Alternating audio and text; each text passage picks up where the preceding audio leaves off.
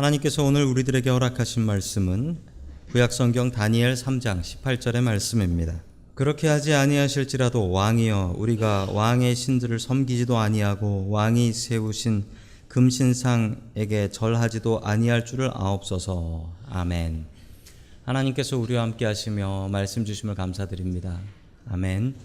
자, 우리 옆에 계신 분들과 인사 나누겠습니다. 반갑습니다. 인사하시죠? 네, 반갑습니다. 인사 나누겠습니다.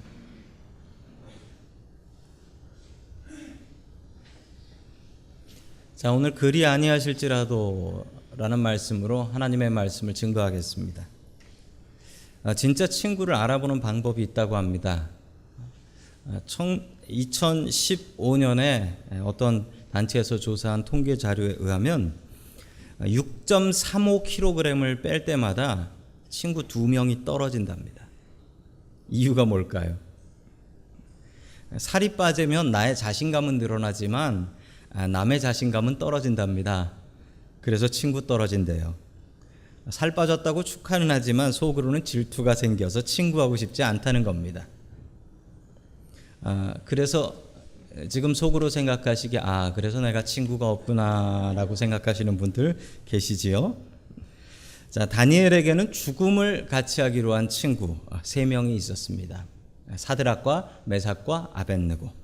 이 세 친구들의 이야기로 들어가 보도록 하겠습니다. 첫 번째, 하나님께서 우리들에게 주시는 말씀은 믿음으로 승리하라 라는 말씀입니다. 믿음으로 승리하라. 이 배경으로 나오는 나라가 바벨론이라는 나라입니다. 그리고 배경으로 나오는 왕이 느부갓네살이라는 왕입니다.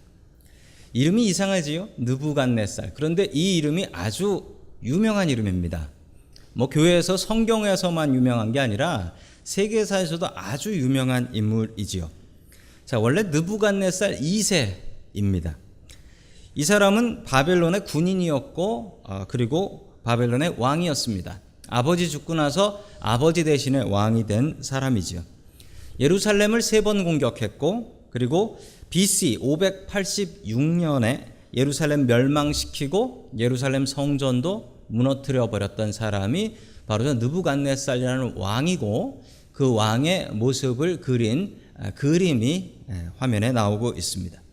이 사람이 또 유명한 게 하나 있는데요. 여러분, 세계 7대 불가사의 빌딩, 불가사 미스테리어스한 빌딩이 있는데 그 중에 하나가 공중정원이라는 정원이 있습니다. 이 공중정원이 왜 공중정원이냐면 공중에 떠 있는 건 아닌데 7층짜리로 정원을 만들었어요. 그리고 그 정원이 저 성벽보다 더 높아요. 그래서 밖에서 멀리서 보면 정원이 공중에 둥둥 떠 있는 것 같은 환상에 빠지게 됩니다. 그래서 이 공중정원이라고 하는데 이 정원을 지은 사람도 역시 느부갓네살 왕이 되겠습니다.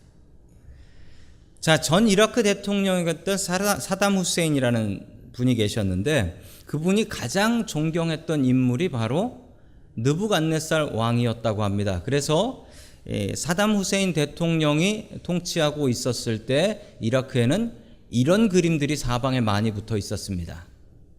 앞에 있는 사람은 사담 후세인 대통령이고 그리고 저 뒤에 있는 하얀 말을 탄 저 사람이 바로 느부갓네살 왕입니다. 즉 느부갓네살 왕을 본받아 바벨론 제국같이 큰 나라를 만들고 싶다라는 소망을 품었던 것이죠. 자, 그 이야기를 배경으로 하시면서 우리 성경 말씀으로 들어갑니다. 다니엘서 3장 1절의 말씀 같이 봅니다. 시작. 느부갓네살 왕이 금으로 신상을 만들어서 바벨론 지방의 두라 평지에 세웠는데 그 신상의 높이가 60자, 너비가 6자였다. 아멘. 느부갓네살 왕이 신상을 금으로 크게 만들었다고 합니다. 그래서 어디에 두었다? 두라 평지에 두었다. 왜 두라 평지일까요? 한국말이 참 좋습니다. 거기에 두라 그래서 두라 평지라는 거예요. 가뜩이나 날도 추운데. 아마 이 신상의 그 신은 느보신이었을 것입니다. 왜냐하면 이 느부갓네살 왕의 이름에 힌트가 있는데 느부갓네살 왕의 이름을 보시면요. 여러분, 이 이름의 뜻이 느보신이여 왕좌를 보호하소서 혹은 느보시니여 국경을 보호하소서, 이런 의미가 있기 때문에 그렇습니다. 느부갓네살의 전 느부가 느보왕의 느보의 뜻인 거예요. 자, 그 크기가 대단했다고 합니다. 여러분, 위로는 60자, 60자라는 거죠. 그리고 옆으로는 6자라고 합니다. 여러분, 그러면 이 길이가 어느 정도 되냐면요, 한 자가 한 45cm 정도가 되거든요. 그러니까 두 자가 한 1m 정도 생각하시면 됩니다. 자, 그러면 위로 30m, 옆으로 3m짜리입니다. 그걸 금으로 만들었대요. 이야, 보기만 해도 대단할 것 같습니다. 별로 안 놀라시는 것 같아서 비교하실 수 있을 만한 동상 하나를 준비했습니다. 예, 보기에 불쾌하시더라도 참으시고, 23m짜리 동상입니다.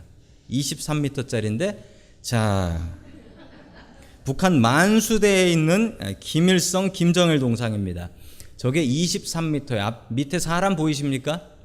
밑에 사람 정말 개미만하게 보이시죠? 얼마나 저 앞에 가면은 사람이 주눅이 들겠습니까? 저기에 인민들 모아놓고 또 외국인들도 저기다 가서 절하게 한다고 합니다. 참 안타까운 상황입니다. 우리가 북한을 위해서 간절히 기도해야 될 것입니다. 계속해서 2절의 말씀 같이 봅니다. 시작. 느부갓네살 왕이 전령들을 보내서 지방 장관들과 대신들과 총독들과 고문관들과 재무관들과 판사들과 법률가들과 지방 모든 관리들을 느부갓네살 왕이 세운 신상의 제막식에 참석하게 하였다. 아멘. 자, 이렇게 신상을 만들고서 정말 많이 불렀는데, 높은 사람들과 특별히 지방에 있는 사람들을 많이 불렀습니다. 지방에 있는 사람들을. 왜 지방에 있는 사람들을 부르냐면요, 이 나라가 커서 지방에서 오려면 너무 오래 걸립니다. 그럼에도 부른 이유가 있지요. 그 이유는 이 바벨론이라는 나라가 한 민족으로 이루어진 나라가 아니었습니다. 여러 민족, 멀티레이셜한 나라였던 것이죠. 자, 그리고 심지어 민족도 달랐고 언어도 달랐습니다.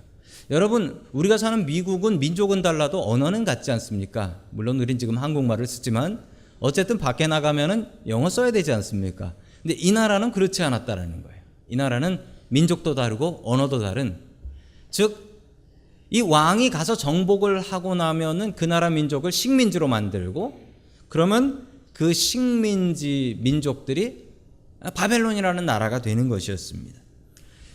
민족도 다르지, 고향도 다르지, 언어도 다르니 이걸 어떻게 하나로 만들겠습니까? 딱 하나 생각해낸 게, 그래, 한 종교를 가지면 되겠네, 한 신을 믿으면 되겠네 라는 생각으로 신상 앞에서 지방의 지도자들을 모아서 절을 하게 했던 것입니다. 자, 그리고서 이렇게 왕이 명령을 내리죠. 우리 6절의 말씀 계속해서 봅니다. 시작. 누구든지 엎드려서 절을 하지 않는 사람은 그 즉시 불타는 화덕 속으로 던져 넣을 것이요. 아멘. 자, 노란 글씨로 된 게 있습니다. 즉시. 저건 왕이 내린 명령입니다. 왕이 내린 명령은 그냥 그대로가 법이 되죠.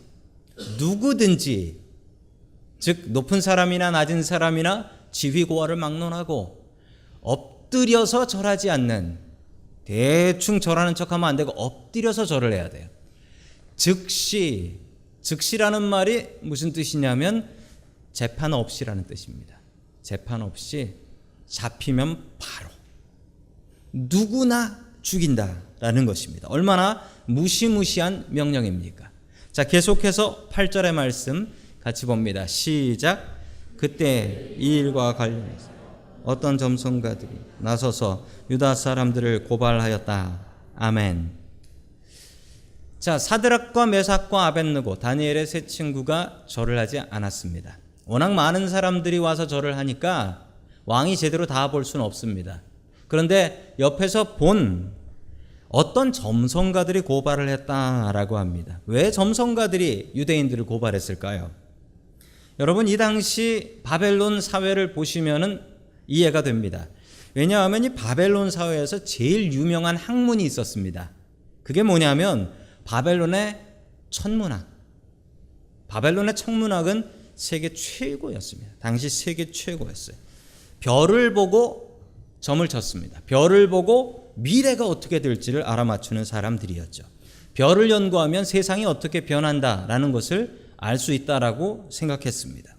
그 대표적인 예가 여러분 예수님께서 태어나셨을 때 예수님을 찾아온 동방박사들 있죠?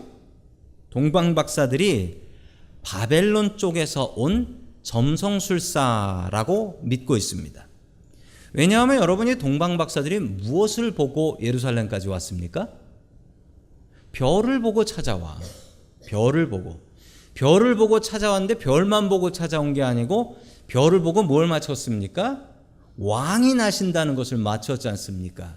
얼마나 대단합니까? 별을 보고 별의 움직임에 따라 왕이 나신다는 것을 알고 그 별의 위치인 예루살렘까지 정확하게 찾아왔던 대단한 점성술사들이었던 것입니다. 그런데 다니엘 2장에서 아주 이상한 일이 생깁니다. 느부갓네살 왕이 이상한 꿈을 꾸지요. 너무나 당황스러운 느부갓네살 왕은 바벨론 최고의 점성술사들을 불러 모읍니다. 그리고 자기의 꿈을 해석해달라, 해몽해달라 라고 부탁을 하지요. 그러자 이 점성술사들은 이렇게 얘기했습니다. 왕이시여, 왕의 꿈을 말씀해 주시면 그것의 정확한 뜻을 해석해 드리겠습니다 라고 얘기를 하자 느부갓네살 왕은 화를 내면서 너희들이 그럴 줄 알았다. 꿈 대충 듣고 나서 거기다가 대충 살붙여서 해석하면 되는 거 아니냐. 너희들은 가짜다. 너희들이 진짜 점성술사라면 내 꿈도 맞추고 내 꿈에 해석도 해라 라는 말도 안 되는 명령을 내리지요. 점성술사들은 그 꿈을 감히 해석할 수가 없었습니다. 감히 엉터리로 얘기하다가는 바로 죽음을 당할 테니까요. 다니엘은 이 꿈의 내용을 기가 막히게 기도 중에 알아내고 그리고 해몽까지 해서 왕에게 올립니다. 그 덕분에 다니엘과 세 친구들은 아주 높은 자리까지 올라가게 되죠. 이 사실에 바벨론의 점성술사들은 굴욕을 느꼈습니다. 우리가 저 유대인 소년만도 못하더냐. 언젠가 기회가 되면 저놈들에게 복수를 하겠다라고 이를 갈고 있었던 것이죠. 바로 그때가 지금이었던 것입니다. 여러분, 이민 와서 사는 게 그렇게 좋지는 않습니다. 왜냐하면 이민 와서 살면 많은 차별을 감수해야 하기 때문에 그렇습니다. 감사하게도 우리가 사는 이 미국 땅은 이민 오기 참 좋은 땅입니다. 왜냐하면 별로 박해가 없습니다. 아니요, 오히려 교회 다니는 사람들 존중해 줍니다. 특별히 교회에게 그렇습니다. 여러분, 교회는 헌금이 들어와도 그 헌금에 세금 내지 않습니다. 교회는 non-profit organization이어서 면세 혜택을 받죠. 세금 내지 않습니다. 참 감사한 일이죠. 저는 세금을 냅니다. 목사인 저는 세금을 내지만 교회는 면세 혜택을 주는 것입니다. 그런데 여러분, 세상이 교회를 박해할 때가 있습니다. 박해할 때가 참 많았지요. 우리 한국도 그런 적이 있었습니다. 일제시대 때 일본 사람들이 우리나라를 식민지로 만들었을 때 교회 다니는 사람들은 박해를 받았습니다. 1938년 9월에 있었던 일입니다. 1938년 9월. 여러분, 9월은 특별한 의미가 있는 달입니다. 9월이 무슨 의미냐면 9월은 한국의 대부분의 교단들이 총회, 제네럴 어셈블리 총회로 모이는 달입니다. 그 당시 대한예수교 장로회, 우리 장로교 측은 평양 서문외 교회라는 교회에서 제27차 총회를 열고 있었습니다. 그런데 이 총회를 여는데 이 총회를 여는 교회 밖에 수백 명의 일본 경찰들이 중무장을 한 채 지키고 있었고요. 그리고 심지어 총회를 하고 있는 이 성전의 맨 앞자리에 일본 경찰들이 칼을 차고 있었습니다. 왜 그랬냐면 이 총회 특별한 결정이 내려지기 때문이었는데요. 일본 신사참배를 기독교인들은 우상숭배다라고 해서 안 된다, 못한다라고 가르쳤는데 바로 그날 27차 총회에서 신사참배를 정하는 날이었기 때문이었습니다. 교회 다니는 사람들이 일본 우상인 신사참배를 해야 하는 것입니까? 아닙니까? 당연히 성경은 하지 말라고 가르치지요. 그런데 정말 안타깝고 한심하게도 그 당시에 목사님들, 그 당시에 장로님들, 일본 경찰들이 무서워서 여기에 모여서 투표를 하는데 신사참배를 해야 한다는데 동의 있습니까? 그랬더니 한 분이 동의를 하고, 제청 있습니까? 라고 했더니 한 분이 제청을 하고, 가하시면 예하시기 바랍니다. 그리고 예스만 물어보고 아니면 아니요 하십시오를 묻지 않았어요. 가하시면 예하십시오라고 하니 사람들이 예하지요. 반대할 사람들이 아니면 아니요 하십시오라는 걸 기다리고 있는데 만장일치로 통과되었습니다. 이렇게 선포해버렸어요. 이런 불법이 어디 있습니까? 그 당시 참석했던 선교사님들 20명이 불법이요, 말도 안 됩니다 라고 소리를 질렀지만 어쩔 수 없이 한국 목사님들, 장로님들 때문에 신사참배가 결정이 되어버렸습니다. 참 부끄러운 역사지. 여러분께서 만약 그 자리에 교회 대표로 앉아 계셨다면 여러분들은 목 내놓고 아니요, 안 됩니다, 그건 우상 숭배요 라고 말씀하실 수 있었겠습니까? 여러분, 지금 우리가 살고 있는 미국은 교회법하고 세상법이 그다지 충돌을 하지 않습니다. 그러나 여러분, 세상법과 교회법이 완전히 다르면 여러분 어떻게 하시겠습니까? 무엇을 따르시겠습니까? 교회 다니는 사람들이 법 잘 지켜야지요. 그런데 세상법이 교회 나가지 말고 하나님 믿지 말라고 한다면 여러분, 그러면 어떤 법을 따라가시겠습니까? 교회 다니면 감옥 가게 된다면 여러분 어떻게 하시겠습니까? 여러분, 그 정확한 답을 사도 베드로가 주고 있습니다. 우리 사도행전 5장 29절의 말씀 같이 봅니다. 시작. 베드로와 사도들이 대답하였다. 사람에게 복종하는 것보다 하나님께 복종하는 것이 마땅합니다. 아멘.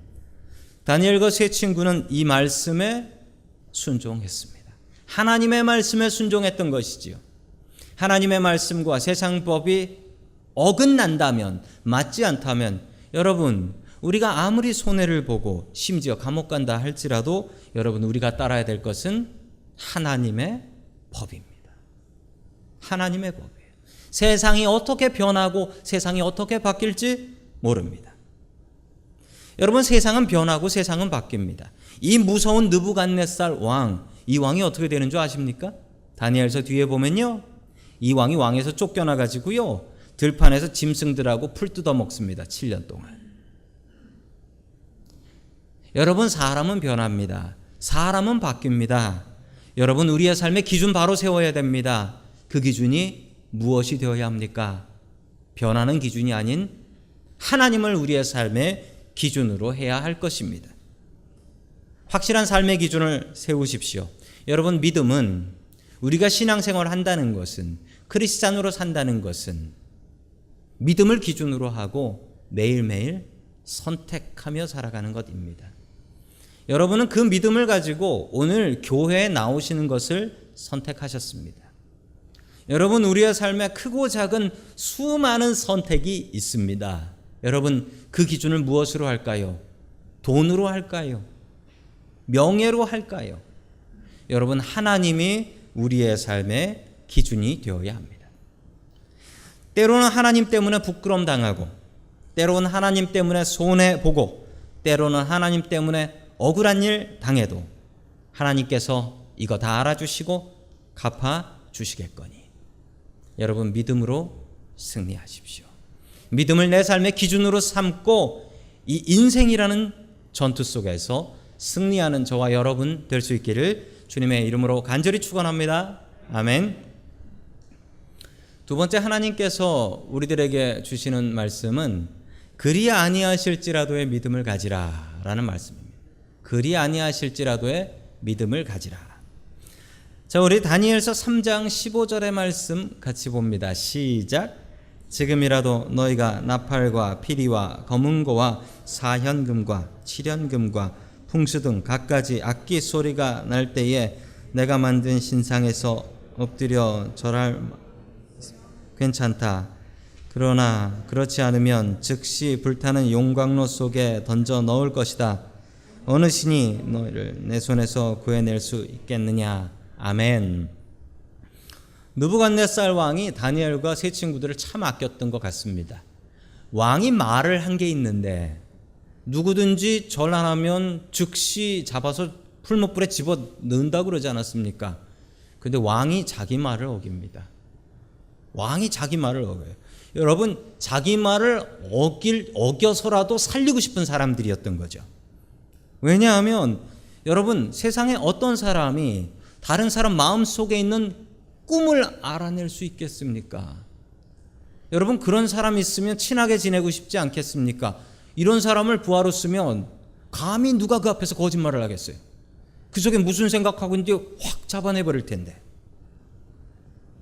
신상에 절하지 않은 사람을 바로 죽이라고 명령했지만 다니엘과 세 친구들의 재주가 너무 아까워서 될 수 있으면 살려두고 싶었던 것입니다. 두 번째 기회, 세컨 찬스를 줍니다. 이제라도 내가 잘못했습니다라고 하며 이 신상에다가 절을 하면 살려줄게. 여러분, 왕이 이 정도까지 배려해주면 그 정성에 감동해서라도 절 한번 해줘야 되는 건가요? 여러분, 그러나 새 친구들은 절대 타협하지 않습니다. 신앙에 대해서는 절대 타협하지 않아요. 여러분, 이 새 친구들의 신앙을 본받으십시오. 왕이 와서 이런 얘기를 한다 할지라도 여러분, 타협하지 않는 믿음 갖고 살아가는 저와 여러분들 될 수 있기를 간절히 축원합니다. 아멘. 계속해서 17절의 말씀 같이 봅니다. 시작.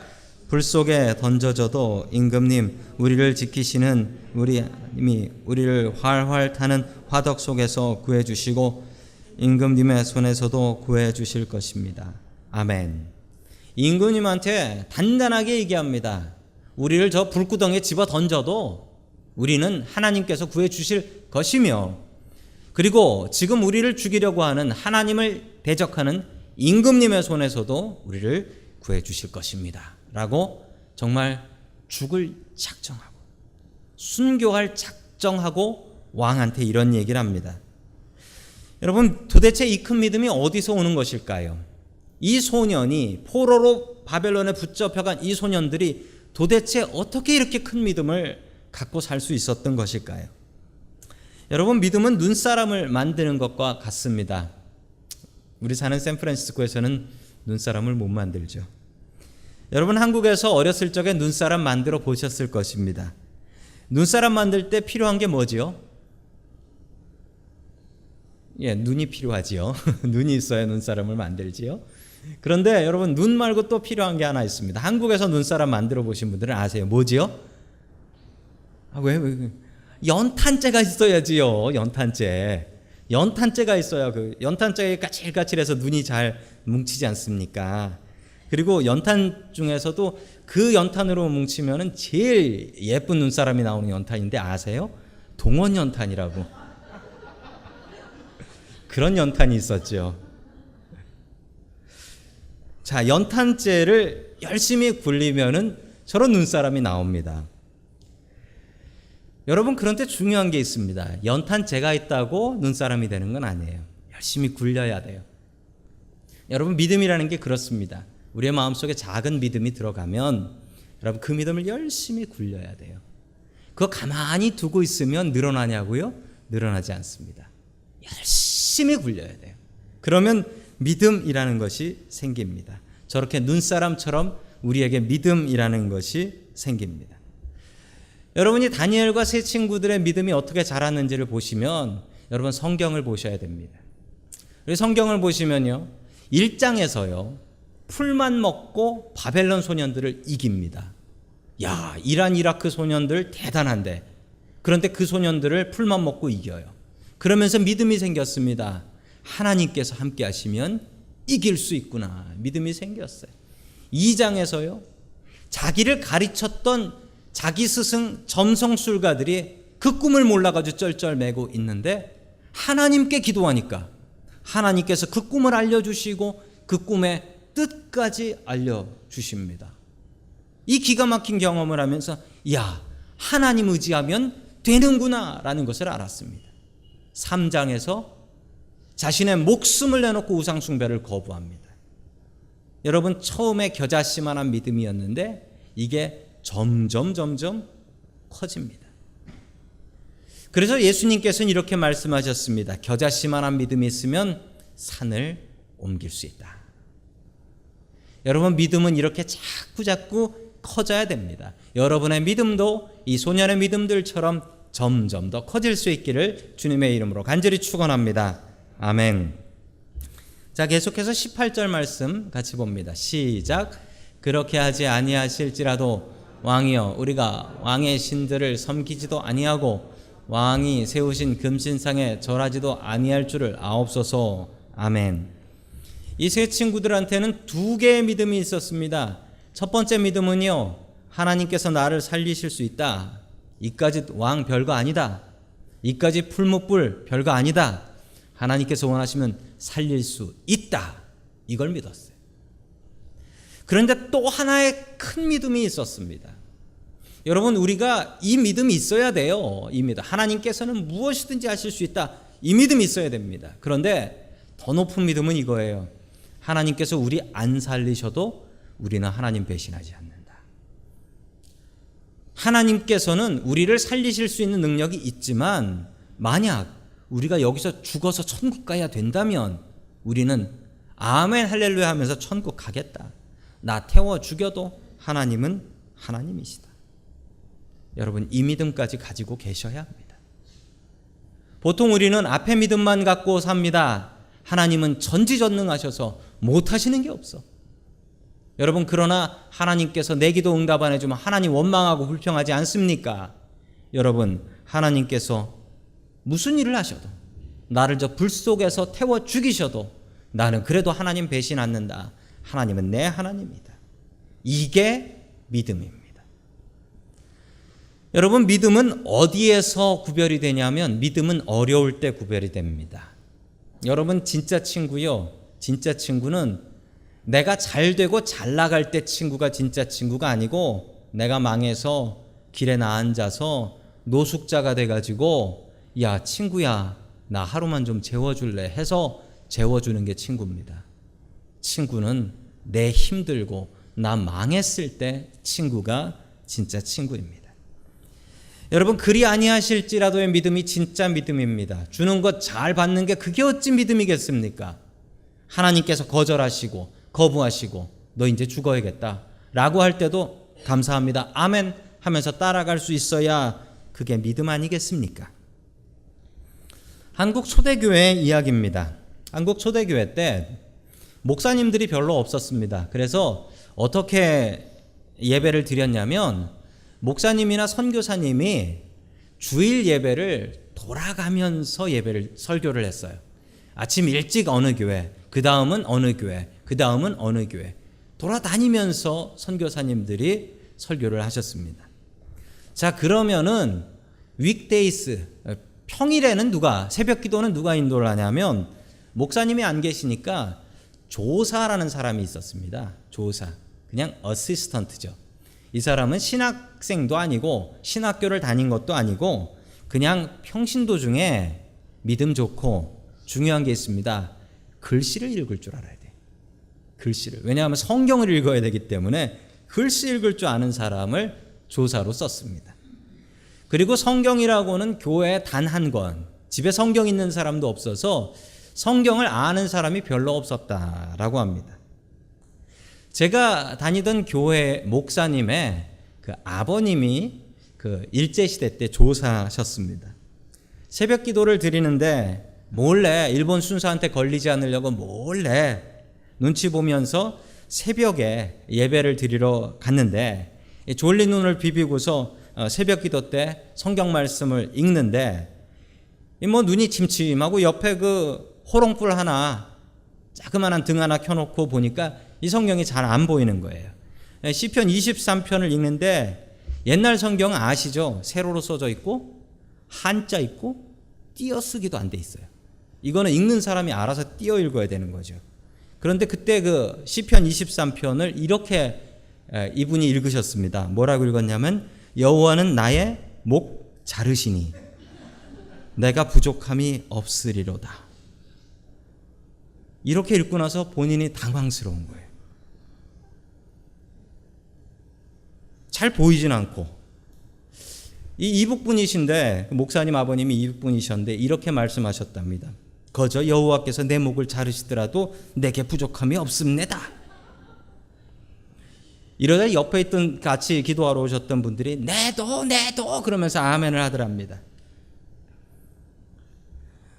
여러분, 우스운 이야기이지만 우습지 않은 이야기입니다. 당시 나라 잃고 예수 믿으면 붙잡혀가는 일제시대 때 이 아멘은 자기 목숨 내놓고 주님께서 내 목을 자르셔도 나는 할렐루야 아멘입니다. 이분들이 믿음을 지금까지 지켜오신 것입니다. 그 믿음의 씨가 지금 우리의 교회까지 온 것입니다. 여러분, 이 믿음이 진짜 믿음입니다. 그리 아니하실지라도의 믿음. 여러분, 여러분들이 마음속에 바라고 있는 기도 제목 하나님께서 아시고 하나님께서는 그 기도 제목을 응답하실 능력 있으십니다. 다 들어주실 수 있습니다.